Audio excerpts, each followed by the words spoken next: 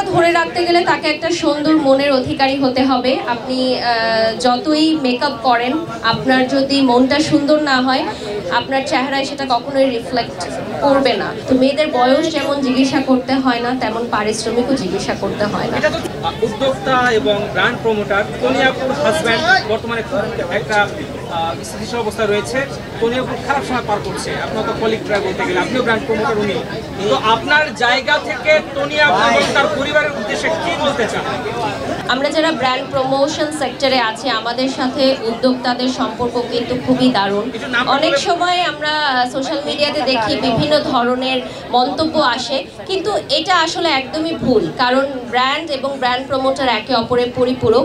তো সকলের দুর্দিনে আমরা পাশে থাকব এবং আমি সকল ব্র্যান্ডকে শুভেচ্ছা জানাই। এবং আজকে চায়না মার্টের এই ব্র্যান্ড ওপেনিংয়ে যেমন আমরা আজকে এত সুন্দর একটা দিনে এসেছি, তো ডেফিনেটলি আমি বলবো যে ব্র্যান্ড প্রমোটার এবং ব্র্যান্ড তাদের সম্পর্কটা হওয়া উচিত খুবই চমৎকার। কারণ কাজের সুযোগ অনেক রয়েছে এবং এটা একটা নিউ সেক্টর।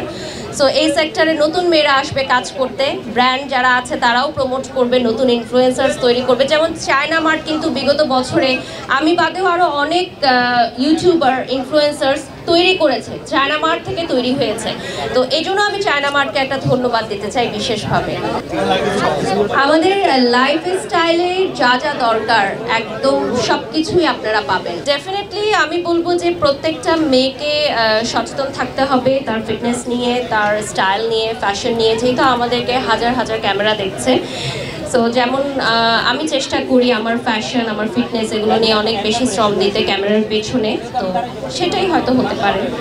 এটা হচ্ছে এক এক ধরনের মার্কেটিং। যেমন আমরা বলছিলাম যে চায়না মার্টের মানে উচ্চতম মুকুট, সেরকমই একটা মার্কেটিং, যে ওজন কমানো বা এরকম কিছু। সৌন্দর্যতা ধরে রাখতে গেলে তাকে একটা সুন্দর মনের অধিকারী হতে হবে। আপনি যতই মেকআপ করেন, আপনার যদি মনটা সুন্দর না হয়, আপনার চেহারায় সেটা কখনোই রিফ্লেক্ট করবে না।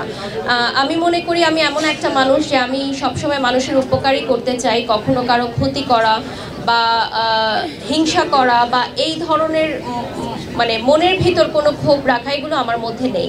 আমি মানুষের নিতান্তই উপকার করাই পছন্দ করি।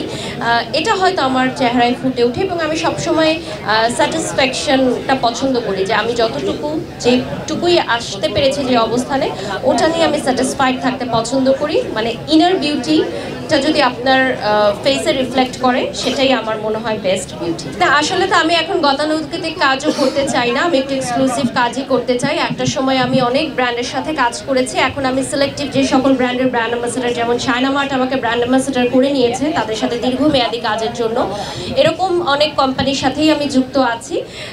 আমার মনে হয় যে ডেফিনেটলি ব্র্যান্ড আমাকে দিয়ে প্রমোশন করিয়ে তাদের বেনিফিট হচ্ছে বিধায় তারা আমাকে ব্র্যান্ড অ্যাম্বাসেডার সাইনিং করাচ্ছে। বেনিফিট ছাড়া তো আসলে কেউই কারোর সাথে কাজ করে না দীর্ঘমেয়াদী।